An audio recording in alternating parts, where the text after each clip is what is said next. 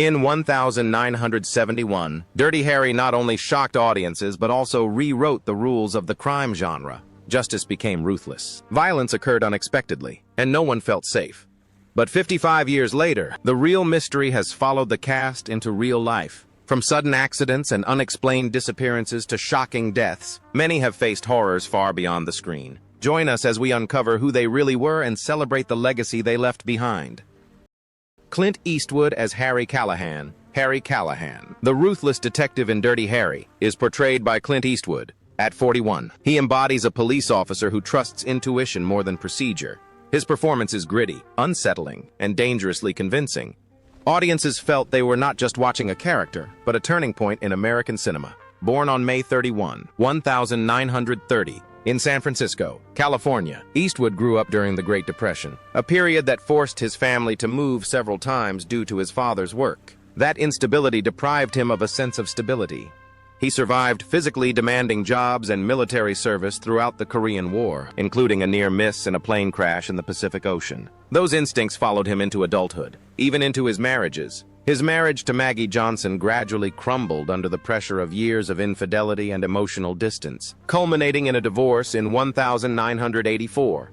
His second marriage to Dina Ruiz also ended in separation in 2014, further reinforcing a pattern of intimate relationships strained by independence and secrecy. Fatherhood came under complicated circumstances, leaving a significant emotional burden. As time went on, Eastwood faced age and physical limitations, including cardiovascular health issues which he quietly addressed without fanfare.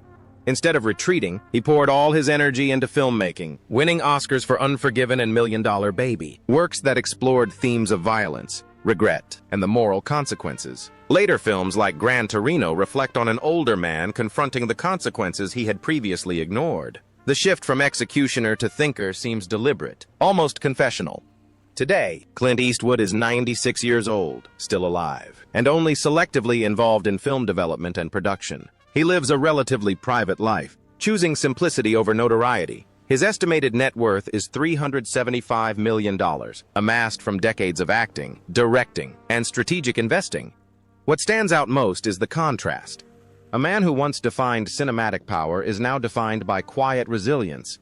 Albert Popwell as the bank robber. The bank robber, the injured man lying motionless on the floor in Dirty Harry, was played by Albert Popwell. At 45, he stood opposite Eastwood in a moment that would resonate throughout film history.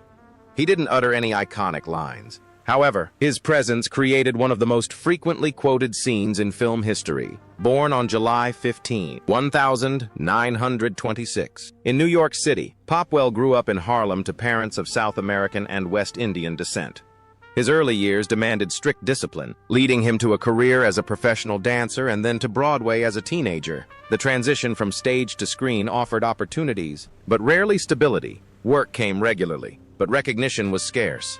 As he matured, Popwell's life narrowed to revolve more around work and resilience than comfort. Personal stability remained fragile, and his physical health gradually deteriorated, particularly his cardiovascular health. Pressure built up silently as he continued working in film and television, often being cast in roles that ended in violence or failure. Over time, his body paid the price for decades of perseverance. Popwell's later years were severely affected by cardiovascular problems, limiting his ability to work and weakening his health.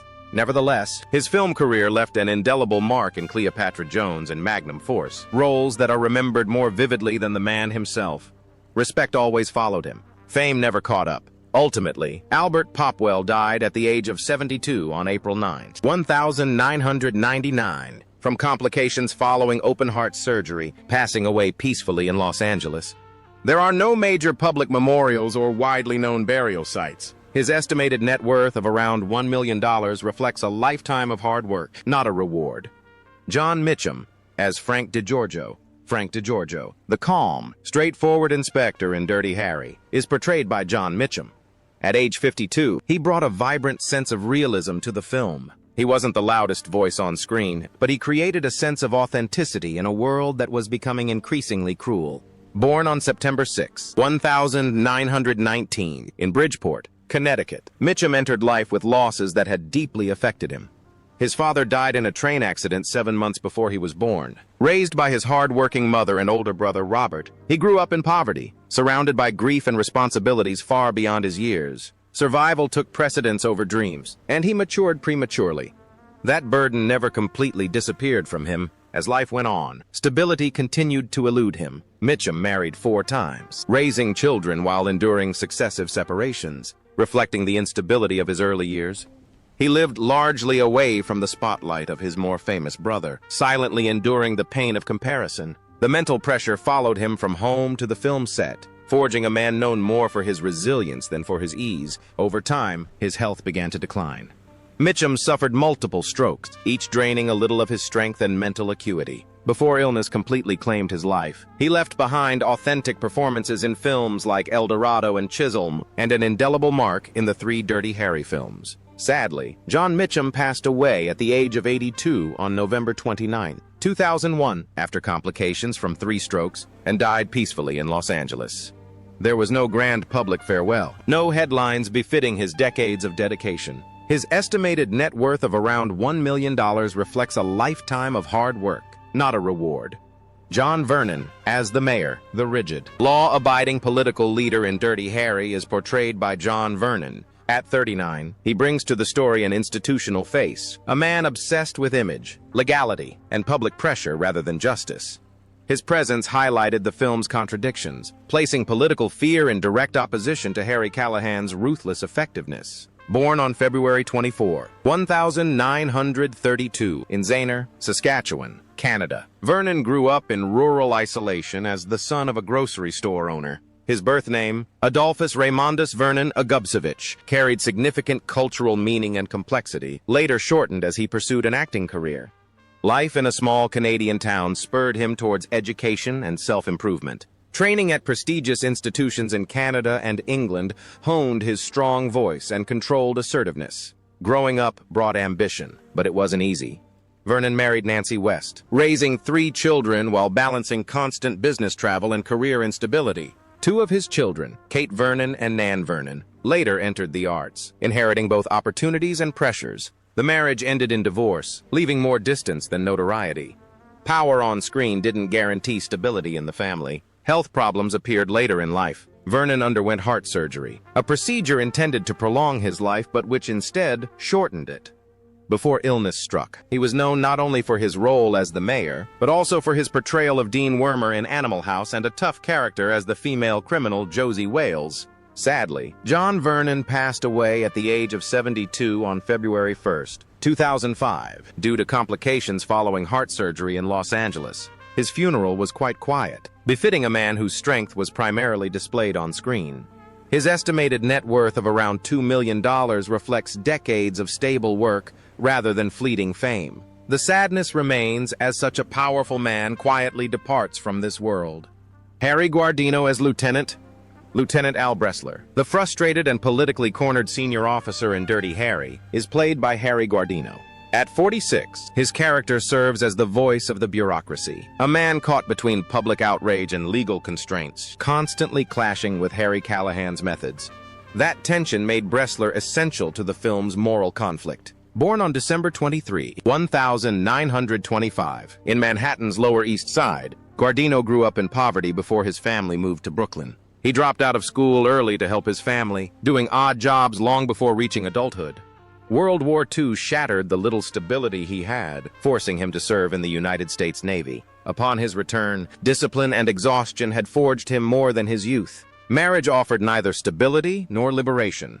Guardino married 3 times, first to Anne Norwood, then to Jennifer Revson, and finally to Alyssa Paternoster, each relationship reflecting a life torn between work and duty. Fatherhood came with long periods of absence and emotional pressure. The constant movement between stage, film, and television left him with virtually no time to rest. As time passed, his health took a toll. Guardino was diagnosed with lung cancer. However, he continued to work, leaving behind revered works such as Pock Chop Hill and The Enforcer, along with numerous Broadway productions that earned him Tony Award nominations. His career was glorious, but his final months were filled with pain. Ultimately, Harry Guardino died at the age of 69 on July 17, 1995, from lung cancer at a hospital in Palm Springs, California. He was commemorated extensively, but he was no longer as famous as he once was. His estimated net worth of approximately $2 million reflects a life of hard work and dedication. Andrew Robinson as Scorpio Killer. Scorpio, the terrifying villain in Dirty Harry, he is played by Andrew Robinson. At just 29 years old, he delivered a disturbingly realistic performance, devoid of any drama. This shocked them, and it haunted him long after the film ended. Born on February 14, 1942, in New York City, Robinson's childhood was marked by the loss of his father, who died in World War II. Raised by his mother, he experienced a strict school environment and emotional turmoil, eventually being sent to boarding school after early behavioral problems. Education was both a refuge and a rebellion, leading him to literature, theater, and ultimately formal training in London. Acting was not an escape. It was a discipline forged through hardship. Marriage provided the stability that his younger life lacked. Robinson married Irene Robinson in 1970, building a strong family even as his career declined. The role of Scorpio was damaging. His realistic portrayal led to death threats and being typecast into a particular role, causing many doors of opportunity to close as quickly as they had opened. The psychological impact lasted longer than expected. Although he suffered from no publicly disclosed illnesses, Robinson faced career limitations, sometimes having to take a full-time break from acting to teach, direct stage plays, and raise his children away from the pressures of Hollywood. It wasn't until later that he found balance through roles such as Garak in Star Trek, Deep Space Nine, and in Hellraiser, where complexity replaced horror. Today, Andrew Robinson, 84, is still alive and dedicated to acting, teaching, and mentoring young artists. He lives a secluded life, away from the hustle and bustle that once shaped his life, choosing contemplation over ostentation. His estimated net worth of around $500,000 reflects a career driven by principle rather than profit. Reni Santoni as Chico Gonzalez. Chico Gonzalez, the enthusiastic, idealistic rookie in Dirty Harry, is portrayed by Reni Santoni. At 33, he brings a human side to the film, a young detective with compassion and optimism that highlights the emotional cost of relentless violence. His performance softens the film's brutality, allowing the audience to feel the loss, doubt, and moral unease. Born on April 21, 1938, in New York City, Santoni grew up in a blend of French, Corsican, and Spanish cultures. He soon found his expression through writing and comedy, using humor as a way to overcome adversity. The stage came before the film, and creativity became his refuge. His path to acting was built gradually, thanks to perseverance rather than chance. His personal life brought him connections, but it couldn't protect him from difficulties. Santoni became a father to his son, Nick, and maintained long-term relationships with lasting stability. He was known to his colleagues for his warm and humorous personality off-screen, even when constantly being cast as a cop, criminal, or powerful character. That contrast quietly followed him for decades. Later, health problems began to dominate his life. Santoni battled throat and lung cancer, diseases that gradually weakened him and forced him to withdraw from acting. Before his illness claimed his life, audiences still remembered him as Cobra in Bad Boys and later as Poppy in Seinfeld. Laughter returned just as his time was running out. Ultimately, Reni Santoni passed away at the age of 82 on August 1, 2020, due to complications related to throat and lung cancer at a hospice in Los Angeles. His final days were quiet, a far cry from the joy he brought to others. His estimated net worth of approximately $1 million reflects a career built on presence, not extravagance. The sadness remains knowing that humor was his talent, but his silence marks his end. Joseph Sommer as Rothko, the sharp, eloquent courtroom character in Dirty Harry, is portrayed by Joseph Sommer. At 37, he brings intelligence and restraint to a film dominated by violence. His characters serve as a reminder that violence is only one side of justice, and that words can be equally dangerous. Born on June 26, 1934, in Greifswald, Germany, Sommer's childhood was marked by fear and separation. His family fled Nazi Germany in 1938, emigrating to the United States when he was a child. He grew up in North Carolina, carrying within him the silent burden of displacement and survival. The feeling of belonging was never taken for granted. It had to be earned. Education became his anchor. Having received formal training in theater, Sommer dedicated himself to the stage, later balancing his marriage to Nina Seeley and his role as a father with a challenging career. Long rehearsals, constant activity, and the pressure of classical performances shaped his adult life. He transitioned seamlessly between stage and screen, earning deep respect for his performances in Witness and later in X-Men: The Last Stand. Awards came quietly. Obie Awards and a Drama Desk nomination. Honors known primarily to those familiar with the craft rather than fame. Joseph Sommer, now 92 years old, is living a retirement life after decades of hard work. He no longer acts in films, choosing privacy over fame. His estimated net worth of around $1 million reflects a life built on solid foundations rather than ostentation.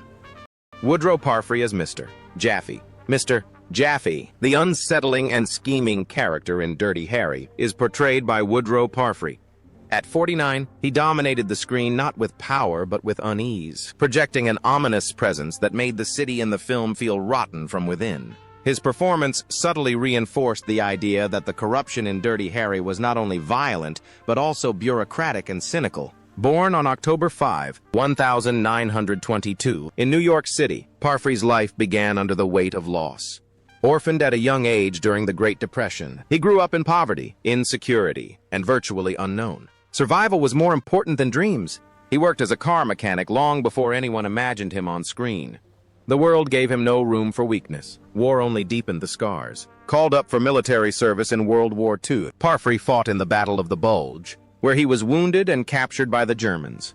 The psychological trauma of his time as a prisoner of war haunted him even after he returned home, shaping a reserved yet intense personality. Marriage provided him with some stability. He married Rosa Elovich in 1950 and they had 4 children. But stability never erases the past. His work was hard, but instead of retiring, he plunged into acting, becoming unforgettable with his unique supporting roles in Planet of the Apes and The Outlaw. Josie Wales. He didn't win any major film awards, but directors kept coming back to him, and for one reason only. He possessed a raw, vulnerable, and dangerous quality. Sadly, Woodrow Parfrey died at the age of 61 on July 29, 1984, from a sudden heart attack in Los Angeles. He is buried at Los Angeles National Cemetery, a tranquil resting place for military personnel, reflecting a life of war and resilience. His estimated net worth of around $500,000 speaks volumes about the harsh reality. Decades of hard work don't guarantee security.